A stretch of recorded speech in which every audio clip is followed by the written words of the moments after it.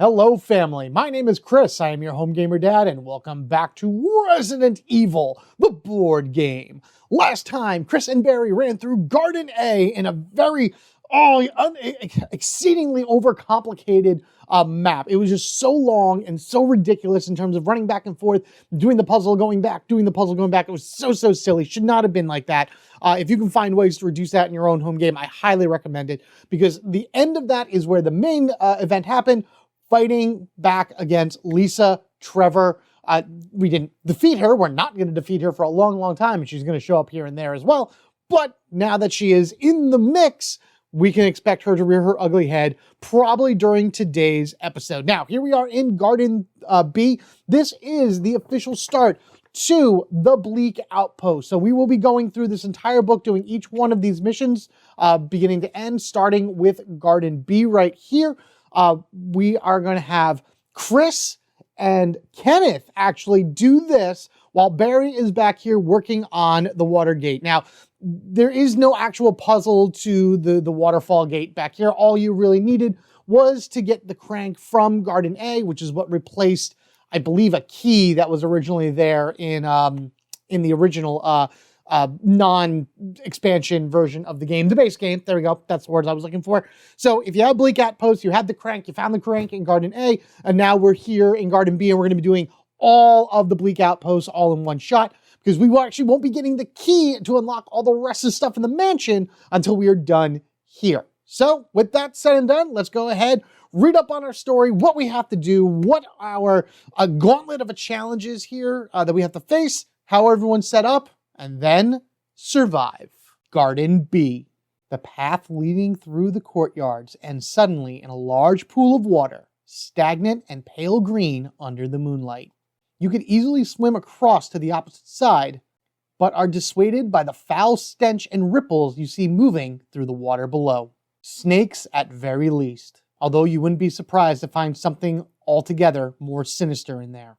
A quick search reveals a mechanism for lowering the water, and although turning the rusted crank snaps your strength, a waterway opens and water begins to drain. Too late you realize your mistake. You're making so much noise, you're attracting every monster within earshot. Objectives: in this scenario, the characters must survive an enemy assault while the water drains and then escape. If each character is on the exit tile, the players can choose to successfully complete the scenario at any time. If there are any enemies on the exit tile when the scenario is completed, skip step 6 during the end phase. That is always the healing step. Special rules: crank mechanism. At the start of the scenario, after shuffling the tension deck, shuffle the number 16 tension card into the bottom half of the tension deck. If all 3 crest tokens are face up at the start of the tension phase, the active character draws 2 tension cards instead of 1. They then choose which to resolve and discard the other. At the end of the tension phase, if there are 1 or more enemies on the tile with a face-up crest token on it, and there are no characters on the tile, flip the token face down. A character in the same square as a face-down crest token can spend an action to flip the token face up. Drawn to noise. At the end of each turn, draw an encounter card and roll the dice. Resolve the card on the tile corresponding to the result. If the result is 5 or 6, re-roll the dice. Card decks. Shuffle the number 15 tension card into the tension deck at the start of the scenario. Do that before you add the number 16 card to the bottom of the tension deck. As far as item decks go, if you have not already shuffled the 2 number 8 item cards into the item A deck, those would be the blue herbs, do so at the start of the scenario, and there is no item B deck. There's only 1 exploration card for this mission, and after completing the scenario, remove the crank from the game and then add Guardhouse A scenario to the map. Okay, so I have the main map set to the side so I know exactly which one of these tiles is labeled at, but basically the main thing is that the water is rushing out and everything is going crazy, so really what you're doing is you're rolling this at the end of a turn. Now, here's some things that are not really mentioned in the book that I'm kind of curious about. First off, it doesn't mention if these are supposed to be face up or face down. I'm going with face up because then at least it gives you an idea of what the mechanic is. Like, you guys were able to come here before everything went crazy, flip these face up, Barry started working on the water, it starts to drain, and all of a sudden all this stuff activates. So these are all currently face up. If a turn ends, and that would be at the end of a tension phase, at least to my knowledge, No, it is the end of tension phase. That's what's said in the book. Every room where there's an enemy, but no active characters, that would be either Chris or Kenneth. Barry is technically not part of this at all. He's just here for flavor. That's it. He's flavor moving the water and trying to help us out and everything. If it's in a room where Chris and Kenneth are not in, but there are enemies, then these flip face down to their their off side, their black side, I guess. And then you can move someone into that space, spend an action to flip it back up. You want everything up because you want to move through the tension deck as fast as you can, because that other card, that first card that I mentioned, the number 16, is in the bottom half of the deck. That's the card we want. The moment we find the number 16 tension card, this opens up and we can run away using our one exploration card that we found and then getting to the end. Furthermore, it says at the end of a turn. Now, again, the turns are, is it the player turn? I mean, each one is a different phase, the reaction phase, the tension phase, things like that. But after the tension phase, your turn is over. I'm going with that. I'm going after I do the tension phase, I draw an encounter card, I roll the dice, and depending on what it says, will determine where that enemy spawns. This is 1, which is really an umbrella symbol. I like how it says umbrella in the book, just so you know. 1, 2, 3, and 4. On a 5 and a 6, you will always reroll. This just means a constant stream of enemies that you're going to have to deal with in this scenario. Which means you can bet that we will be going through this deck quite a bit. I'm hoping maybe only like twice at most, but there's a lot of enemies that are going to be spawning, way more than a normal game, because at the end of their turn, of course, you draw the tension. Now, like I said, we got to get through this deck as fast as we can. It is huge, and as soon as we find that one particular card, that is awesome. Now, there's another new card, like I said, that gets shuffled into here, the number 15. I believe that is in this deck for this mission and the next one, and then it comes out from there. But make sure you shuffle that in before you put in that special card on the bottom half. Got a lot of cards in the A deck because in between episodes, I did heal up Chris completely. I had a red-green herb mix that I used on him to put him back at full health. Unfortunately, they both only have one kerosene container. Not that it matters. Chris is the only one running around with the flamethrower right now. His flamethrower ammo is at 7. That'll give him 3 at least. And then he could always pass it off to Kenneth to get 3 more, worst case scenario. As far as what everybody has, Chris, we are running with his handgun. So he has 15 shots because all handguns reload. Our shotgun is at full with 6. Our flamethrower is at 7. Hopefully that's enough. We do have a stun gun and the dagger. Remember, Chris will be able to salvage these items should he use them in combat by rolling the dice. And if he rolls a 4, 5, or 6, he keeps them, which is great. And then he also has a chance of blowing apart, a zombie's head using his headshot ability, using his handgun. So there's some good things going on here, and I gave him a first aid spray because we're going to need that healing. Yes, there is a box on the board, but getting to it and spending an action and everything in order to, activate it is very risky. Kenneth was like a no-brainer for me to bring into this because as the master of knifing, he's going to be very useful as that doesn't take any ammunition, and it does a massive amount of damage with quite a number of hits on it for the red dice. 1 or 2, depending on what he rolls. I think that's like 50% of the dice too, which is awesome. There's plenty of things in the deck that pops up there. Dogs, spiders, things along that way, crows, that Kenneth can kill with his knife and just not have to worry about leaving a corpse or whatever. I did give him a handgun too for long range, and he's holding on to the grenade launcher in case we need to nail it at something. It only has 2 shots, so Kenneth needs to go and try to... There's only 2 A items right now, and I'm hoping that the grenade launcher is one of them. Who knows? I gave him a dagger just in case, and then of course his special ability with the chemist is that if I use anything with an herb, when Kenneth tries multiple items, return 1. So I have green, green, red right here. I'd be able to return at least 1 of those to his inventory, and then the other 2 would go away. So it's anything having an additional healing is going to be completely worth it. Otherwise that, we'll go ahead and put these 2 on the board. Chris is going to be our first player. I have my Home Gamer Dad little token right here that my buddy Paul made for me. So we'll be bouncing that back and forth between everybody and then figuring out, just watching all this is going to be chaos. Oh boy. All right, spot number 1 is right here, and spot number 2 is right here. The 2 more things you got to understand about this map. Number 1, everything is connected. These are all archways. There's no doors. There's technically a door here. Technically consider it as a door right here where Barry is. So Barry's on the other side of the door, so nothing is getting at him. But as soon as we get the Waterway card and that all works, then this becomes an archway right here. We can then go that way. And again, flavor, Barry runs ahead of us and, secures the route or whatever.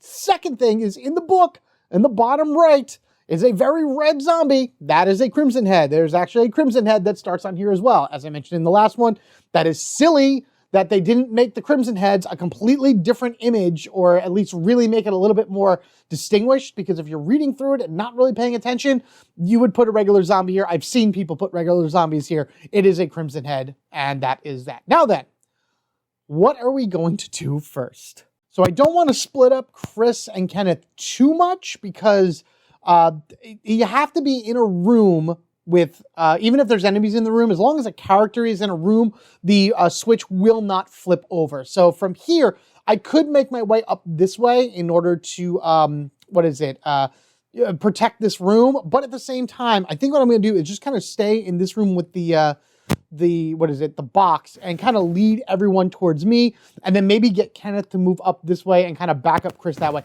If we make a stand, just the two of us in this room right next to the item box, and just take things out as they go to us, it's a better chance for us to be able to draw as many cards as we can in the tension deck at the end of each turn. So I think what I'm going to do is Chris is just going to turn, and the first thing he's going to do, he's going to flamethrower this guy right here. All right, first shot of the game is a kill for the zombie because it is a flamethrower, and that does not leave a corpse, so that is fantastic. Burn, burn, burn that zombie, down he goes, and he is off the board. I actually rolled 2 red dice originally. It's 2 blue dice, roll 2 blue dice.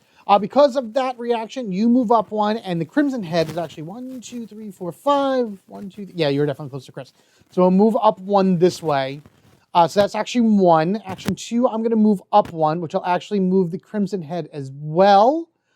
Action 3, I'm going to move down again. That'll move... I'm going to move here. That'll move the Crimson Head into the same space. And then action 4, I'm going to go ahead and use the flamethrower, because I might be able to kill both of them in one shot. The shotgun would work too, but I have technically more flamethrower ammo than I do of... All right, it kills the zombie and does 1 damage to the Crimson Head, but that's fine, that's fine. Yeah, just had to make sure. So that burns that entire area right there for 1 damage, so this enemy is gone. This Crimson Head has 1 damage on it. I'm just going to put this right here. Maybe I'll have him stand on top of it. Crimson Heads take 1 damage, or they have 2 health on them. Mind you, within all of that, this dog has definitely jumped onto the same space as Kenneth. Out of action reactions, or out of sequence reactions, are only movement. So this dog never actually bit Kenneth right here.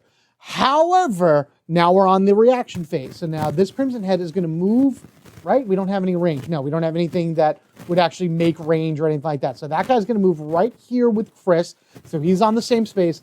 And this dog is going to bite Kenneth. Kenneth has a dodge of 2, which he does. So he definitely dodges it. I don't think he pushes him at all, because it's just an attack that way. So does he push the dog? It doesn't matter. I'm not going to have him push the dog. I would need to move this way anyway, so he would have to do an attack regardless. So that's going to be the end of that. All right, we did the reaction phase. Now we do the tension phase, which we draw 2, and we choose 1 to keep. Virtual and Blood or All Clear. We're going to take the All Clear, because I don't need any of those ones that need me to put damage tokens out, mucking up anything. However, now it is the end of Chris's turn, so we have to draw from the encounter deck. Spawn crows. All right, so let's see where they go.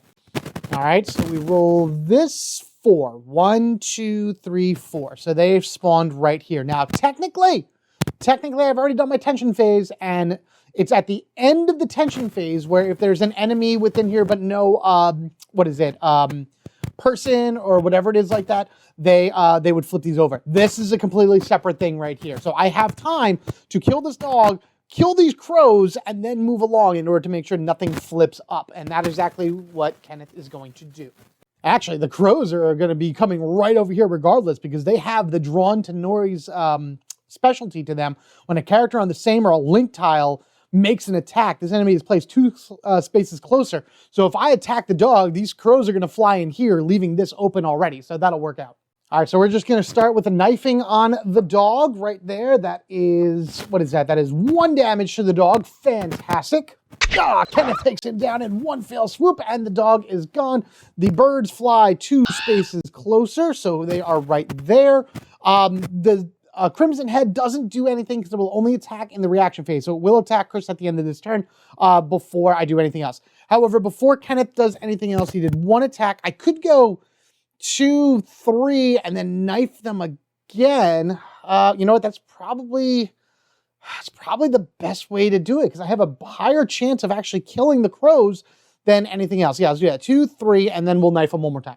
Come on, Master Knife in one fell swoop. 7 in 1 stroke. Yeah. Oh, sweet. Yeah. Amazing. I love it. Now, remember, with the red, that's 1 damage. That's 2 damage. That's 1 damage. So it's a 50% shot of doing damage to everything with the knife. I love it. Kenneth murders the murder of crows. And that is the end of his turn. Enemy reaction. So now this Crimson Head is going to bite Chris. Let's see if he dodges it. He does. You have a medium dodge right here, which is awesome. Now that, I believe, would get a push. So I'm just going to move the Crimson Head up over 1. I'm going to move this guy up this way. I believe I should have been able to push the dogs, but it just wouldn't make any sense for me to push the dogs. So I wanted just to push the Crimson Head this way, giving Chris a little bit more room. Now we draw 2 here. We got Disease Claws, you're going away, and Tragic Echoes. All right, so let's see. What do we got here? Locate the closest zombie to the active character and place an... Oh, man. If I hadn't killed all the zombies, somebody would have actually had an A item that I could use. Place this card next at the end of each character's turn. Discard it. Yeah, I'm not doing anything with poison. Unfortunately, there is nothing on... I'm going to give it to the Crimson Head. You know what? We're going to Tragic Echoes that Crimson Head. I don't care. It's my game. I'm going to play it this way. He's a zombie. He once was a zombie. Yeah, he's a Crimson Head, but I don't care. Also, remember, if I have a card that I can't resolve, I discard it with no effect and say, hooray to my guys. I've been playing that for my entire campaign. I think the drawing of 2 more afterwards is a silly rule and is completely unnecessary. So that's just the way that I play it. You want to play it that way? By all means, go nuts. It's your game. Have fun. That's why I'm giving him the A item right there. All right, time for Kenneth's spawn, which is a corpse. 2 corpses. I'm sorry, 2 corpses. Now remember, for the purpose of enemies, these do not count as enemies. All right, so 1 and 1. So here and here are 2 corpses. If I happen to leave this room and they are still corpses, they do not count as enemies. So just keep that in mind as well. Whatever, we're just going to bounce. Hey, it was Kenneth's turn. Hey, it's Chris's turn once again. What Chris is going to do is... I really, really need to conserve my other ammo and everything. Yeah, let's do the handgun because I only need to hit him for 1 point of damage, and actually hitting him once will be enough. So let's go ahead and do 3 shots and see what happens. I got plenty of handgun ammo in the box. So worst case scenario, I can just fire at this guy as much as I can. All right, so I got 2 pushes. Whatever, I'm just going to move the Crimson Head over 1. It doesn't really matter at this point. Let's take 3 more shots. And I know a lot of people are like, oh my God, that's a waste of bullets and everything. I really only need 1. You know what? No, let's only do 2. Let's do 2. So I'm at 10 shots left in the gun. There we are. Good. Oh man, that was so good. That's what I needed. Perfect. Fantastic. All right, perfect. So I've gone ahead and moved him over 1 with that first volley of shots. And then on the second one, boom, boom, fire off. And he is gone. And he has left behind a single A item. Unfortunately, I can't pick it up. So what I'm going to do is I'm going to do a quick interact with the item box here. As you can see, I got quite a lot of stuff in there. I'm not going to take any handgun bullets out right now. What I am going to do is I am going to shove the dagger back into the item box just so I have at least 1 open space for Chris just in case. Last thing he's going to do is raw turn number 4, move right there. Fantastic. All things are up, so we get to draw 2 tension cards. Both of them are all clear. Neither of them have anything to them, so that's fine. We draw an enemy. Snakes! Spawn snakes. So 1 thing of snakes. We'll see where they go. Again, a fantastic enemy for Kenneth to take down. Number 4, which is, sure, right there. Perfect. Great. Amazing. Which might as well take them out while we can. It is Kenneth's turn, so why don't we go ahead and do 1, 2, and we'll stab at the knife for 3. If we miss, then that's fine. They're not going to attack us or whatever, but if we kill him with the knife, then Kenneth can pick up the A item that he's standing on. I'm saying so far so good, but this could turn really quickly. All right, so what is that for his knife? That is a push. I'm going to choose to not push because the snakes will just come right into my line of sight anyway. Yeah, okay, so we do that, and then we'll just do turn number 4. We're going to swipe again. All right, there we go. Okay, so 4 turns in, and we kill the snakes. You don't have to push. There's nothing saying you have to push or whatever. Even if I said I pushed it on my spot, whatever. So we killed the snakes with the knife. Very good, and that's going to be the end of Kenneth's turn. All right, 1 cornered, 2 waterlogged. Places next to the active characters. It remains in play for the rest of the game. Characters cannot use kerosene tokens. You know what? I'm going to take waterlogged because cornered wouldn't matter anyway. I don't have anything to put in, but I'm going to grab waterlogged and we're just going to put it right where we are. What's funny is it makes sense because, you know, I want to do this thematically.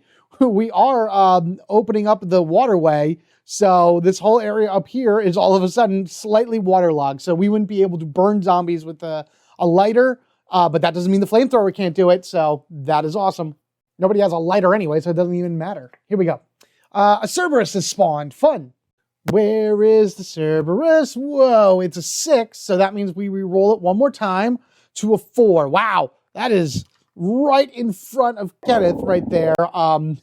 So he'll have to deal with that on his next turn, because right now it is Chris's turn, and the first thing he's going to do is he's going to spend 1 action to pick up this A item right here, which happens to be, actually, that's perfect. Okay, so the kerosene goes down. I didn't even need the open space. So 3 kerosene tokens would have been on his spot. I'm going to spend action number 2 and literally pick up all 3 of those kerosenes, which is awesome. Action number 3 is to spend 1 in order to put 3 shots back into the flamethrower at 8. Action number 4... I'm actually going to move back 1, so this way if something spawns here in this room, it's not going to be, because it would either be here or where the box is. So I'd rather spawn it up there. Didn't fire off anything, so the dog didn't actually move, but it is still there. Okay, so spawn a zombie, draw a tension card. So I'm going to put that there. We will spawn a zombie, but now I got to draw, well, first I got to draw 2 tension cards. So we're going to draw 2 first for Chris. So it's an all clear and an all clear. Okay, so that's that. Now we spawn the zombie and draw 1 tension card, which is an all clear. Wow, that's, oh boy, that was terrifying. Remember your order of operations, kids. It will be a thing. That is 6. Let's roll it again at a 3, which is 1, 2, 3. It's over here. So we're going to put the zombie right there. And again, it's only at the end of the tension phase that this flips over. So that means at least Chris can get, well, no, because that's going to be bad because Kenneth will be able to draw 2 cards, but he won't be able to get here in time in order to unflip that. Chris can next turn, but who knows what else is going to spawn. Speaking of which, we know what we're going to do. Ken, stabby stab away, my friend. Man, having Kenneth unlocked for this particular mission is the right thing to do. Fantastic, because I'm not using any of the ammo that I have, and oh man, his knifing skills are amazing. Whoop-bam! Nailing the dog and having it drown in the water with all the other things. Action 1 was that. Action 2, we're going to pick up this A item right here. Let's see what it is first. Right, here we go. A green herb. So he snags a green herb. He's just going to put that into his inventory right there. Can never go wrong with healing at this point. So with that, he has 2 more actions.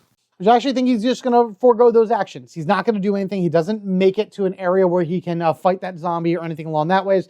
But now we are in the tension phase, and the tension phase means he will be able to draw 2 cards and choose one of them. We do have a Sinister Echoes right here, which is terrible. So we're going to go ahead and silence, calm, and peace with an all clear. That is what we chose to do.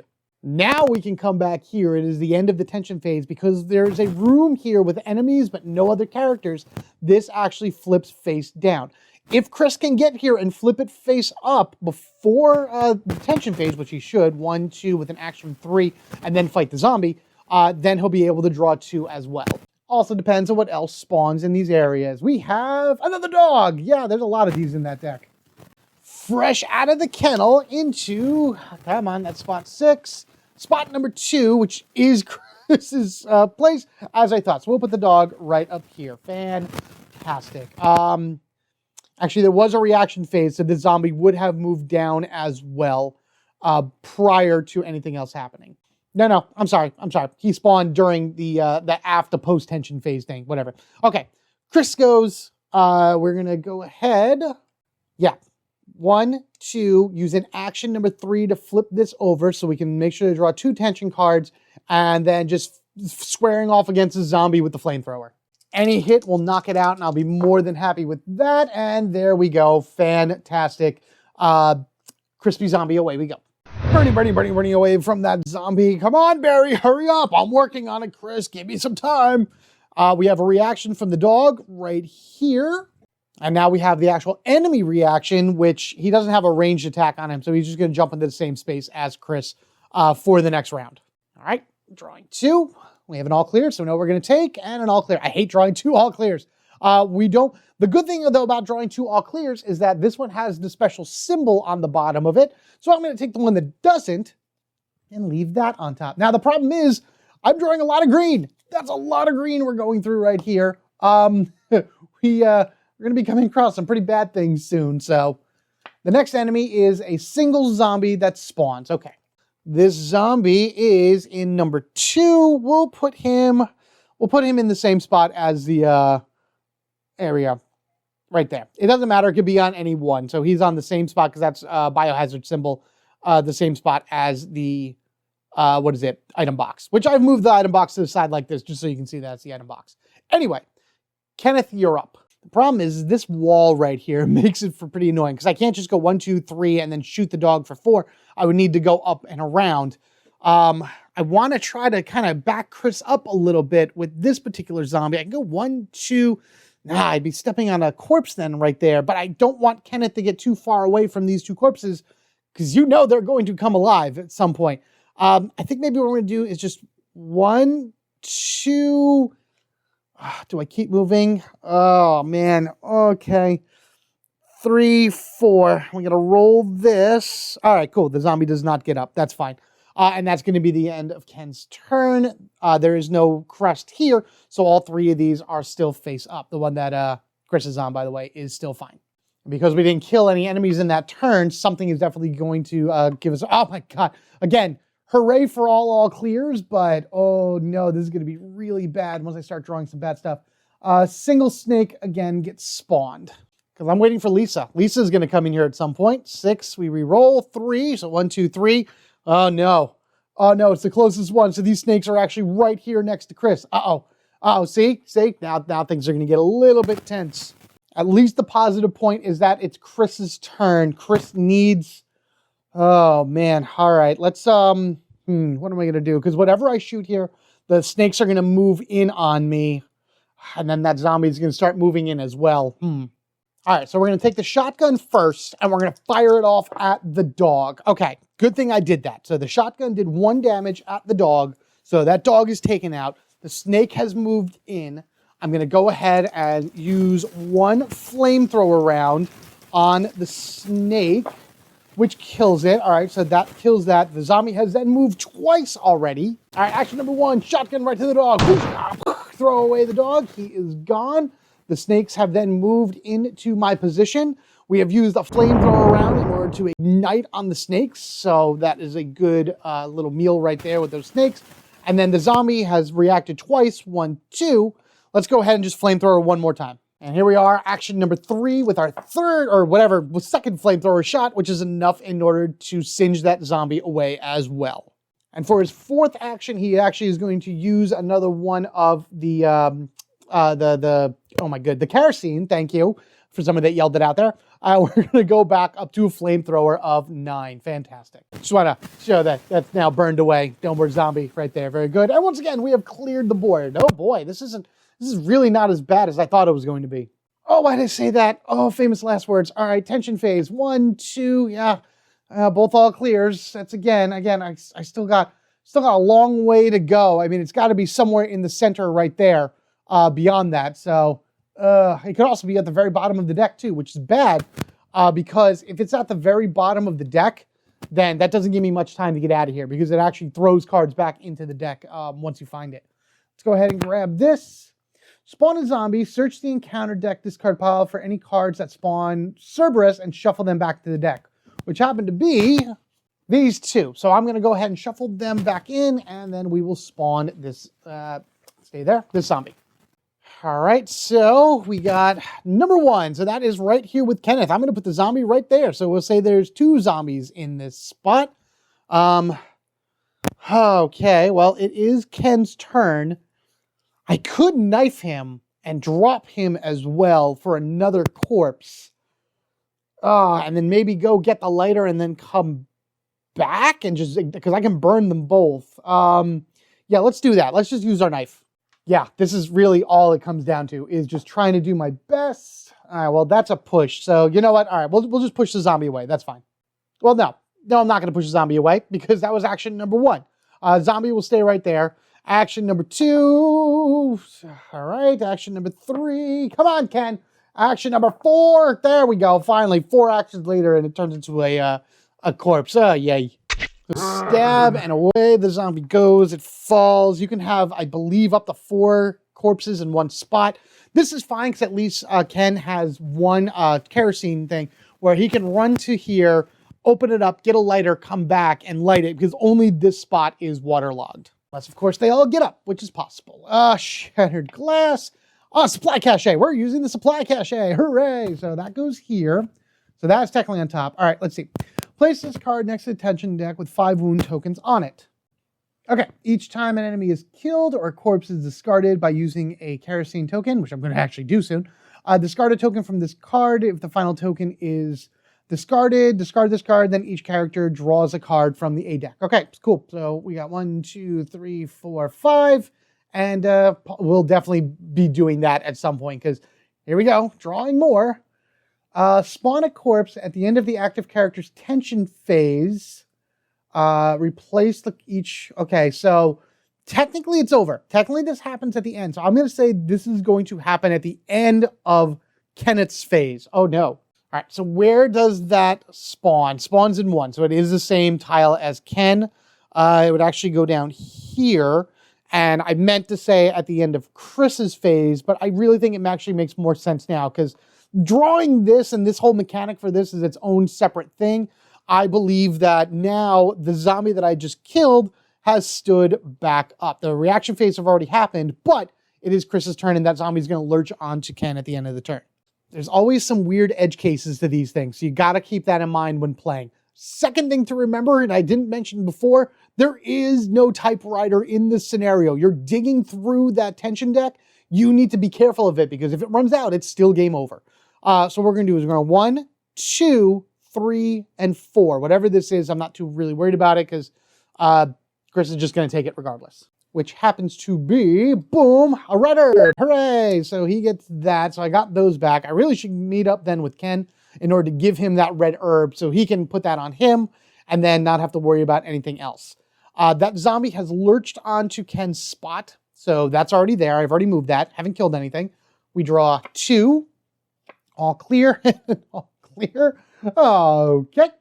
And our enemy is locate the closest tile with the active character that contains 1 or more enemies and at least 1 non-locked door. Open every locked door. Oh, perfect. Fantastic.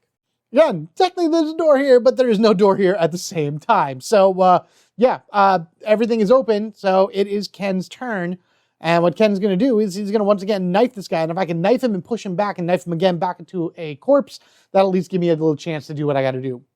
I feel having a knife in this scenario, regardless if you have Ken or not, is like a key to succeeding it, because you got to be able to save ammo in some way. All right, fantastic. So he is now a corpse. Fantastic. Boom, once again, Ken has nailed him, and we have a corpse that is fall in there.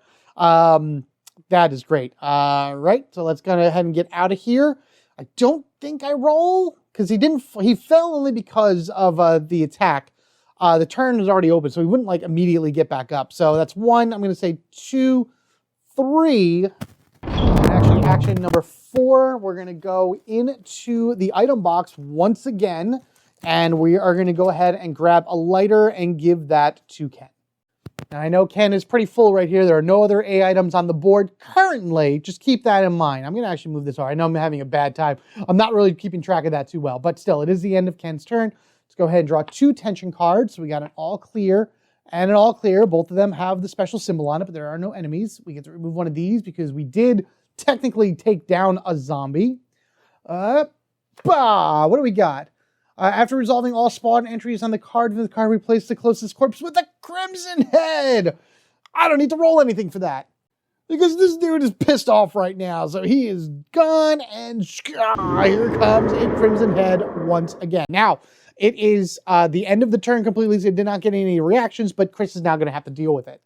Okay, so I think the first thing that we're going to do is we're going to do a little bit of training here. So action number 1, Ken is going to give Chris the red herb, which is fine. I don't think I'm going to do any other exchange. Nope, that's fine. Can't exchange those, by the way. So that's it. That's action number 1. Action number 2, Chris is actually going to dump the red and green herb back into the item box. So I'm going to have those back into my item box at the end of this, which is fine. A red-green herb mix. Action 3, let's get ourselves into position right here and fire a shotgun blast at the Crimson Head. Yeah, that'll be the way to do it. This is action 4, so we'll see what I can do with it. I can hit him once. All right, so that's fine. The unfortunate thing is that he's going to stay on that square. No, he won't, because he won't actually move. So boom, we got to fire him once. He does have 1 damage to him, which is fine. Then enemy reaction, he runs 1 into the room with both Chris and Ken, right within Ken's knife range. Ha ha! I'm ready for you, you ghoul! Ha! Chris will be able to draw 2, an all clear, and treachery footing. That would mean wherever I am, you would only be able to take 3 actions. An all clear for me, thank you very much. And what do we got? After resolving all spawn entry points with this card, replace the clips. Did I? Oh, nope, that's the other one. Oh no, 2 Crimson Heads, oh no. This is what I mean when things start going bad, because now the hard enemies are starting to come out. Oh no, okay, well, so much for needing that lighter for anything, that's bad. Okay, so we have 1 Crimson Head here with 1 health, 1 damage to him. And then we have another Crimson Head here that just decided to come into the fray of things. I think what the best thing I can do is take a knife stab at this guy, hopefully kill him in 1 shot, move up 1, because then that'll cause this Crimson Head to move up 1 as well. Do I put a pump a grenade into his face? I might just do that. Well, really it all matters what this particular roll is. Okay, so, fantastic. That is 1 damage to the Crimson Head who only had 2 health, or 1 out of 2 health hit, whatever. Snapped him off, boom, gone that way. Get it now while I'm distracted. Get him. And off the board he goes. Yeah. But all that commotion caused this guy to move up 1 as well. I'm now going to move over 1. So that was action number 1 was striking. Action number 2 is moving over to get this guy to move into the room with us. And then, yeah, I'm going to take a grenade and just lob it at him right now. Ha! Grenade! Surprise! Sucker! What is that one on the grenade? That is 3 damage! Yes! Fantastic! All right. And blow this guy out of the water as well. How does the, what is it? The critical on the grenade only do 1 damage? That doesn't make any sense to me. I don't even care if it has the push feature to it. Okay, so, wow, that was the thing. That was really scary. We still got quite a ways to go still. All right, so we were here. 1 for stab. 2, fire off for 3, and I think I'm just going to move up this way for 4. Maybe I'll be able to get down here in time to burn these 2 before they get up. Maybe. We'll see. That's just first what we got right here for drawing our attention cards. Mission update. I want a mission. I want a mission. I have the room for it, so we're going to go ahead and do a mission. All right, let's just go ahead and do a shuffle right here. And we get Decoy. Place this card to one side of the playing area with an assigned character next to it. For the rest of the scenario, when drawing from the encounter deck, you can choose not to resolve the card and instead place the card next to this one, then draw a replacement. At the end of the scenario, the assigned character suffers damage on the encounter card, then returns to the reserve. If the character is killed, they are removed from the game instead. You know what? You know what? That's actually really good. Barry's going to be helpful. What I love about this is theme. This is theme through and through. So basically what's going to happen because of the decoy scenario here, when I draw from the encounter card, which happens at the end of every turn, if I don't like what I draw, I can place it behind Barry's card here and draw another one. I can do this for as much as I want, but at the end of the scenario, win, lose, or whatever, I would then count up the amount of damage on there, and then Barry would suffer that damage. I have to be careful because remember, I can only take 4 points of damage before he's permanently dead, so I can't do this for everything. but I can definitely get rid of some really bad cards and hopefully find some better things.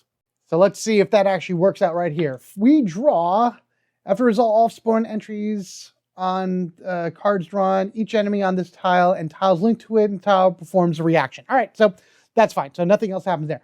But if I had drawn an enemy that I didn't like, say this right here was, I don't know, Lisa Trevor, I could throw this behind Barry's card and he would just suffer the damage at the end of the scenario. Think of him like sitting there and making noise, drawing enemies to him, which is awesome. All right, so that was Ken. It's Chris's turn again. I know I'm getting very excited with bouncing back and forth here, everything along that way. I did kill 2 Crimson Heads, so that's 2 off of that. I only need to defeat 2 more enemies, so now I want things to spawn, so at least I can kill them. Chris is going to stay right where he is. Action done. Barry, you have a little bit of a time right now, so go ahead and dig. Not going to worry about that. We're going to go ahead and all clear. So we're digging through that fast, too.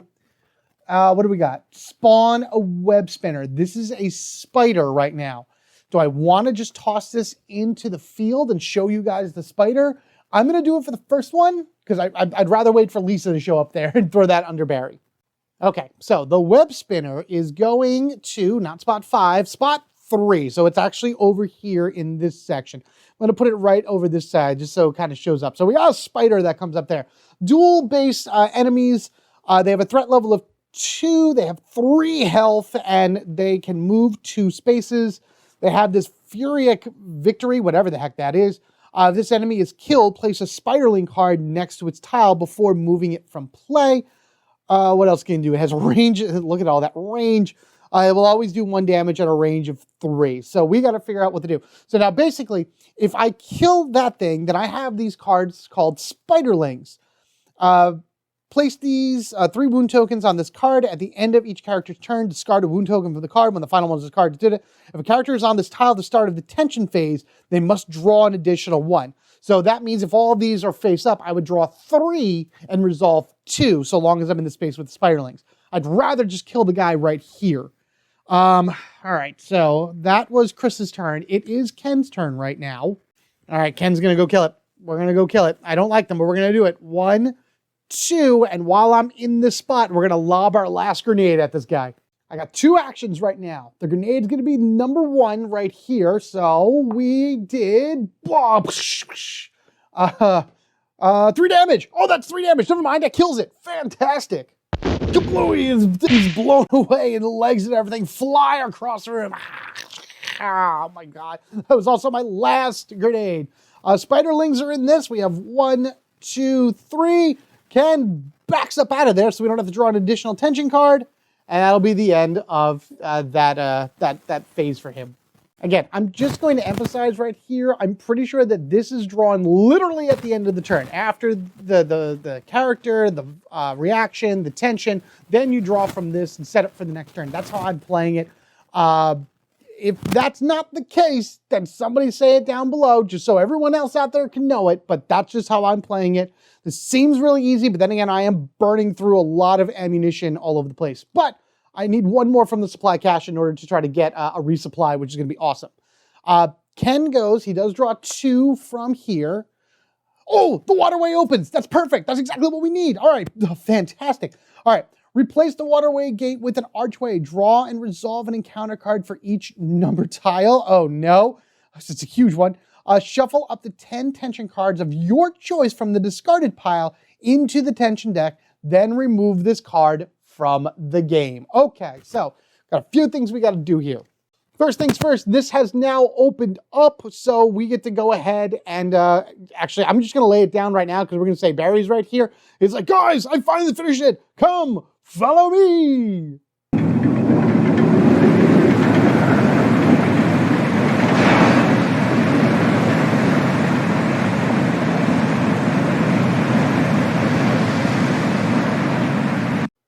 All right, the only exploration card for this particular scenario goes up and around in a hallway, and there is our exit tile. That's actually going to lead us into the guardhouse, which is going to be an interesting one to run through. We do have 1 encounter card within the hallway, but we still got to draw encounter cards for every one of the 4 spaces. And if these things cause a thing to flip over, that's fine, because we don't want to be drawing any more cards anyway. Okay, so we are still right here. It is technically the end of Ken's turn. We're going to take one of these away. We're still resolving the Waterway Open, tension card first and foremost. Okay, so we're just going to go here. We're going to go spots 1, 2, 3, 4. Spot number 1, or the umbrella, has a zombie. Spot number 1 has a zombie. Spot number 2, spawn a zombie in the active character square. All right, well, that's going to go to my spot, but it still counts for... Well, that is where I'm at anyway. Wow, that actually works out regardless. Okay, spot number 3, which is right next to us. Discard without effect. And number 4 is a zombie. Wow, that's it? So it's a zombie over here. It's a zombie on the active character, which is going to be Ken. And it's a zombie down here. Wow. Okay, that's all that's here. That's amazing, actually. I can't believe that worked out that way. And now it says that I can take 10 cards from here and shuffle them back into here. So I am going to do that. Of course, it was 10 green cards that I shuffled back in there, all of them that didn't have anything on the bottom. Now, we have finished that. We have completely finished the Waterway Open card that is now removed from the game. We don't have to worry about that. And we are now free to get out of here, which is what we're going to be doing. I do need to still continue to draw from here because even though the Waterway has been emptied, there's a lot of commotion going on and they're still going to come at us. Spawn 2 snakes. I still got to roll to where this goes. 2 snakes. You know what? I'm going to, oh man. No, I'm just going to spawn it. That's fine. If anything, they may come down here or whatever, but we'll see. So we're going to do the roll and it's 2. Oh no. Oh no. It's in our spot. So we got a snake here and we got a snake down here. They popped out of the item box. Oh no, that's bad. Wow. Wow, this is a very crowded room that we have found ourselves in. Oh no. Okay, it is Chris's turn officially right now.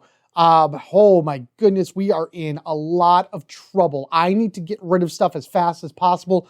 I am going to, first I'm going to start off with the flamethrower. I'm going to burn, yeah, okay, all right. I know what I'm gonna do. I got it. All right, first thing I'm gonna do is I'm gonna burn the zombie that is on Ken's space. Yes, that does 1 damage. So that zombie is obliterated. So that goes, he dies by, gone. And now this snake is actually gonna jump here.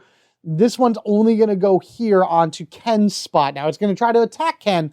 I have to kill the one that in front of me first, before I take that guy. And then this guy actually moved here and you moved here. Actually, no, I've changed my mind. We're going to try to get out of here right now. Snakes you can freely move past. So what I'm going to do then is action number 2. I should just had, well, that could have been something worse than I drew. Action number 2 is I'm going to move into this room, into the new room, draw an encounter card because technically I have to for this one. This is the room that I need to be completely empty. Oh, there she is. Spawn Lisa Trevor. Guess what? Barry has already encountered her on his way up and around. He has exactly what he said, cleared the way. So this is going to go underneath Barry's card. I am now going to redraw because you only get to do this once. There's a dog here. That's fine. I can deal with the dog. It's like once per encounter or whatever you have to do that. So that's going to go here. Barry's going to suffer. I thought it was actually 2 damage. It's only 1. And the dog is going to go right there, which is fine. What do I want to do now? I could, I think Chris is just going to keep moving. He's going to keep moving. So he's going to go 1, and then he's going to try to get past the dog for 2, which, yes. Okay, good. So he does succeed. I thought he was going to take a damage on that one. 2. All right. So that's the end of Chris's turn. All enemies now react. I'm just going to make it easy. This guy's going to go here. This one's going to jump here. This snake is probably going to stay here because, you know, Ken is kind of surrounded, but Ken only needs to make a little dodge to get away from this guy, which is fine. And the zombie dog is going to bounce back up to Chris. With this guy here, well, that's at the end of the tension phase. I'm sorry. I do need to kill 1, and I'm going to kill that dog, and that'll be the supply. But now I do get to draw 2 because of oh, good, thank God. Oh, overrun. Oh, my God, what a great time for this to come out because I'm still drawing 2 because all of them are face up. Each time an enemy is killed or removed, you take a thing out. How many tokens does it have? 3? That doesn't matter. Doesn't matter. Doesn't matter. Not worried about it. Oh my God. Thank you. Thank you. But we do get more spawning in. So let's see what happens. Locate the closest tile to the active character contains 1 or more enemies, at least 1. Open every non-locked door. Perfect. Fantastic. Love it. And now, Ken, Oh boy, Ken, you don't have a damage yet. I do want to point out that this has now been flipped face down, so every tension card we get from here on out will only be 1. Ken now has to get moving, and I think what Ken's going to do is he's just going to run forward. Now, these snakes are quick, but I should be able to get rid of them pretty easily. I do need to make a single evasion in order to get past that zombie, which I do. I made it, a little evasion right there. So we can do 1, 2, 3.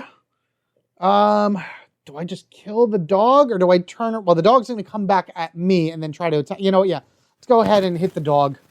Anything to activate the supply cache is fine by me. So there we go. And with his knife, that is literally just a push. So that's not going to do anything at all. That's fine. We push the dog up this way, which is great. And now we have a reaction phase. This one snake is actually going to move 2 up into here. This one's going to move 2. You're going to move 1. And the dog's going to move back here.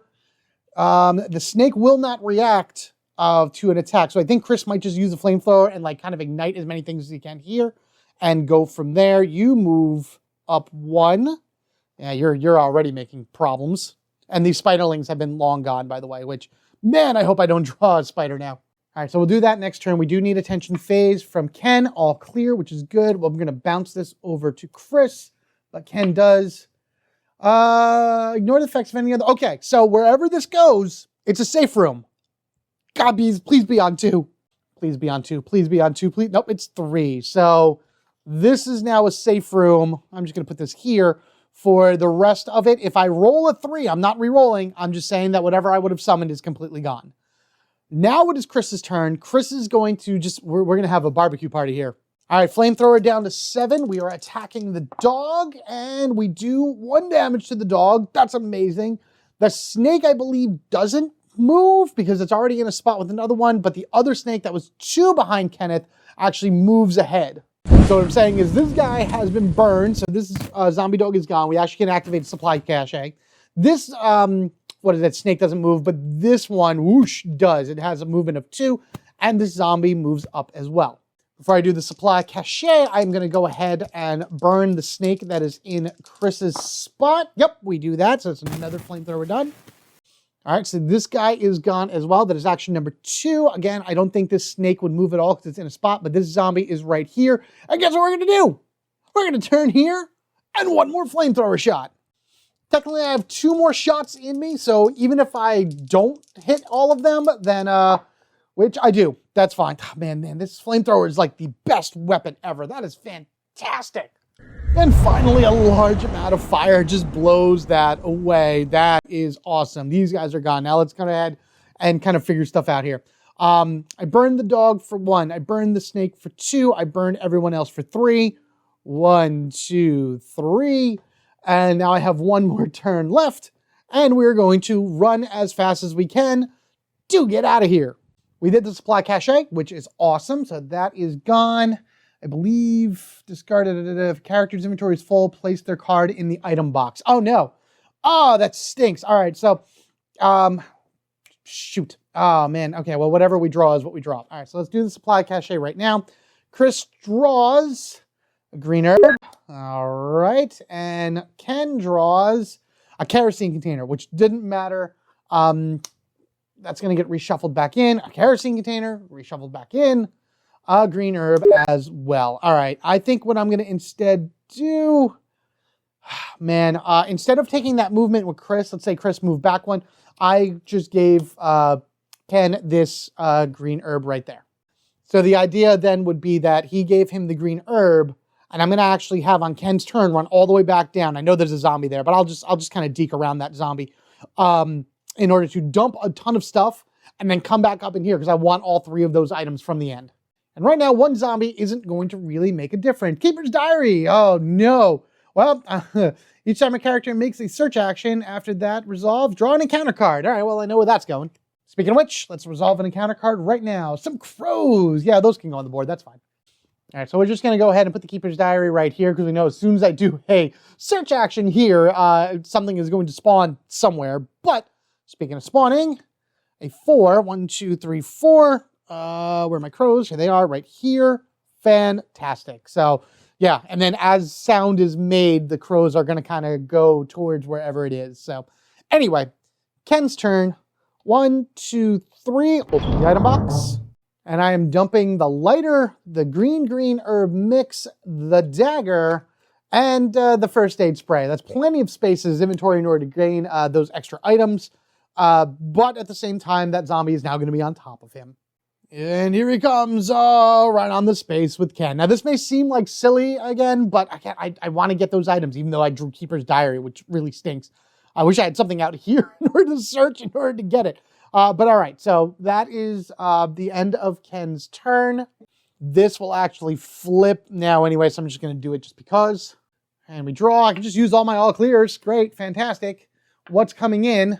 A web spinner. That's going on the berry. So we're just going to draw one more time for Cerberus.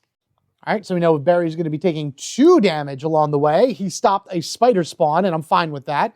That is a 6. That is a 4. So it's going to be actually in the exact same spot as the crows. There you are, my doggy right there. Awesome.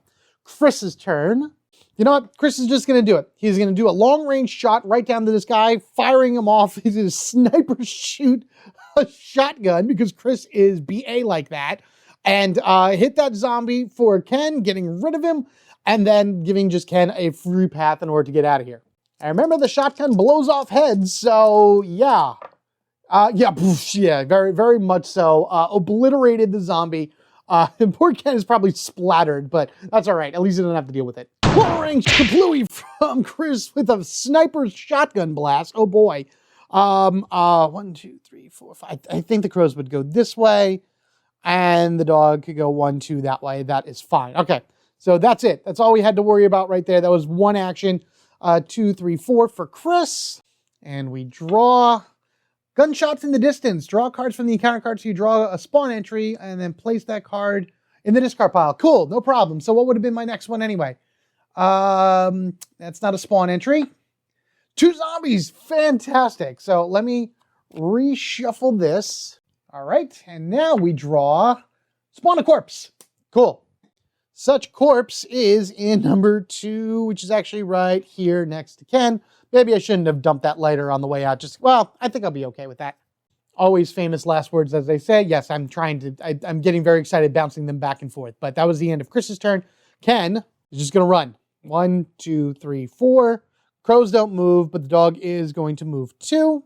Let's go ahead and reanimate. Locate the closest corpse, remove the corpse, and add a zombie to the square. Actually, I'm okay with that. That's 1 less corpse on the field. So that's actually you right here as a zombie. Still way far away from us. I don't have to worry about that. And we get spawn a corpse, place a yellow unexplored token on that tile. Cool. Too many corpses. Too many corpses. Number 4 right here. And this would technically get this, but I'm never going to touch it again. So yeah, I wish I rolled a 3. Then that wouldn't even have happened. All right. Hoopah. Chris is going to get into the room. By doing this, 1, kick it open for 2, we'll move in for 3, and actually he's just going to move down to this corner for 4, because as soon as he draws this A, he has to pull an encounter card, which at this point could be literally anything. Flickering lights, place this card next to the active character, it remains for I have to re-roll attacks for anything within that room. All right, so let's just move that. We'll put that way up here next to Keeper's Diary because this is a terrible room. This is an awful entrance to the guardhouse indeed. This is also getting very low. What do we got? Cerberus. Let's see where you go. All right, roll it up. Number 4. Wow, they're all the way over here still. See, this is how I thought it was going to be. This is how I thought, like just enemy after enemy after enemy after enemy all over the place. Just I'm unable to get around them at all. But all right, so we did that. It is Ken's turn. Ken, just 1, 2, 3, 4. Technically, again, as soon as he is on this spot, we can end the scenario immediately, but I have to wait until Ken's next turn. All right, you react, you move 2, and you move 2. Oh boy, the dead train is on its way to see me. All right, so we do tension first, all clear, and we spawn something random. Place a yellow unexplored token on this tile. Okay, which tile gets it? Number 2, so this would actually get the unexplored tile. I don't really know where mine are right now, so where? Huzzah. Okay, fair enough right there. That is the end of Ken's turn. Moving on up to Chris. action number 1 is going to search this item, because he does have at least 1 space on him. And then we're going to go ahead and trigger the Keeper's Diary as well.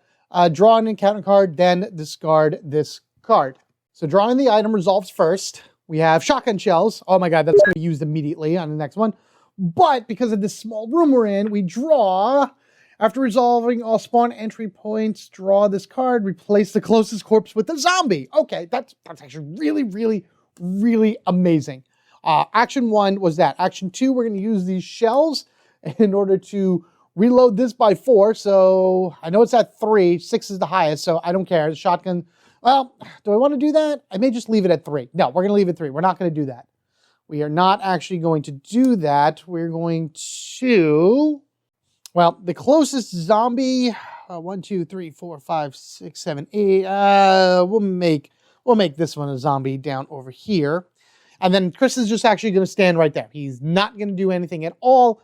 He's going to end his turn right there because Ken can do 1, pick up for 2, move for 3, pick up for 4, and then we can end the scenario right there, pending nothing bad happens. So you'll move 1, you'll move 2, you'll move 1, you'll move 1. All right, Chris draws a tension card. What is this?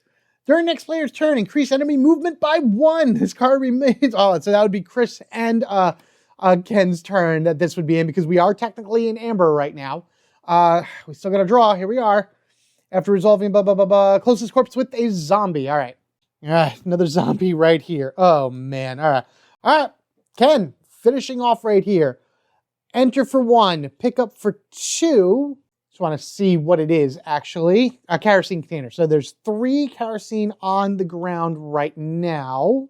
Ken's going to use turn number 3 to shut the door. So now they have completely stopped them, like canceled themselves off from everything.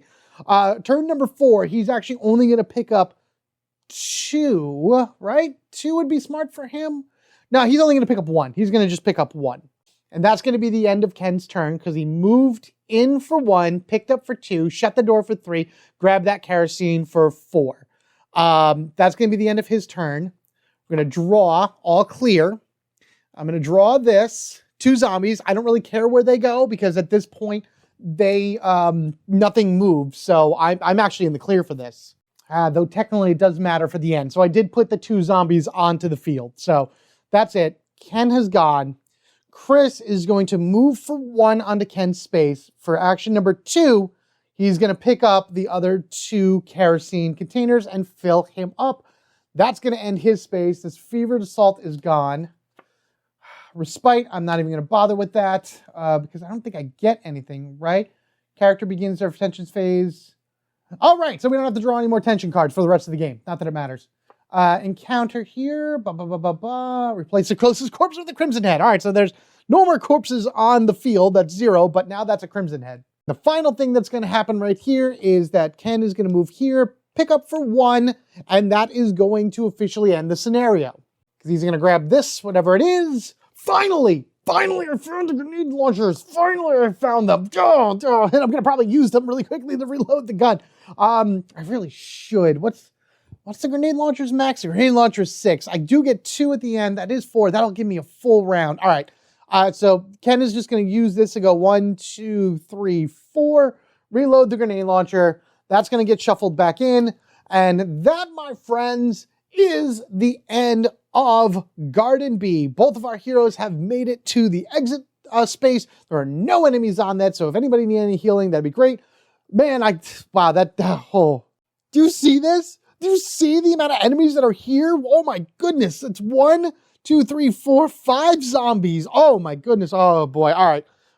Let's get to the end phase and start going from there. All right. So scenario has been completed. Point number 1, increase the mansion danger level by 1. So it goes from 8 to 9. Number 2 is all about corpses. There are no corpses on the field, but number 3 is 5 or more zombies. There are exactly 5 on the field because I have that one that spawned 2 zombies. Oh man, I should have Barry take it, but man, I just couldn't. I couldn't do that. So unfortunately, the mansion danger level increases by another 1. So we are at 10. Remember how a few times ago we were able to lower it by 2? Well, now it's back up by that much, which really stinks. So mansion level is at 10. Ugh. And as far as over here goes, we don't have to worry about discarding any key items because we don't have anything like that. The crank is gone from the game permanently because we do not need it anymore as we have completed the scenario. All of our special weapons go up by 2, so the shotgun is at 5, the flamethrower is at 7, and the grenade launcher is full at 6, which is awesome. At this time, everybody would heal 2. Barry would have taken 2 damage, but the card said nothing about him going into exhaustion. Sometimes you go into an exhaust mode at the end of missions and then you can't heal. So I don't think he's exhausted. So I'm going to say he was able to heal those 2 anyway, which is fine by me, which is great. Barry he did exactly what he was supposed to do. He was able to take control of the situation and knock out enemies while we were running around and getting to where we got to. Let's see, we got the green herb mixed back. We got all of our weaponry. Yeah, that's pretty much the end of that. Wow. Oh my goodness gracious. With all that said and done, now that we've completed this, let's head to our mansion map, add our star to it, grow to the next area, and finally finish this up. Okay, Garden B, that didn't go nearly as bad as I thought it was going to. I thought I was going to be overwhelmed like crazy. Now, what's awful is that our mansion level is at 10, moving itself up through the amber, and as soon as it hits the red, that is really bad. But there will be opportunities for us to lower it down quite a bit coming up fairly soon. So crossing fingers that we'll be able to make it there in time in order to be able to lower it down a little bit more and then kind of keep it where it is. I don't think we'll ever be back in the green, but we'll definitely be hopefully on yellow from here to the end of the game, which by the way is still a ways away because this is going to now expose Garden House A. Now we have completed Garden B, so as you can see, we are making our way around pretty well. What do we still need? So this is going to just be the whole Bleak Outpost. So there'll be another one down here, which I think kind of swoops up and comes up this way because we are not able to get the first floor EC, which I think also comes down this way. Basement's right here because I think this is the cave systems or something along that ways, which is the other expansion, which I can't remember off the top of my head right now. And then this is a boss battle up here as well. But we won't be able to do any of that until we have finished the Bleak Outpost right here.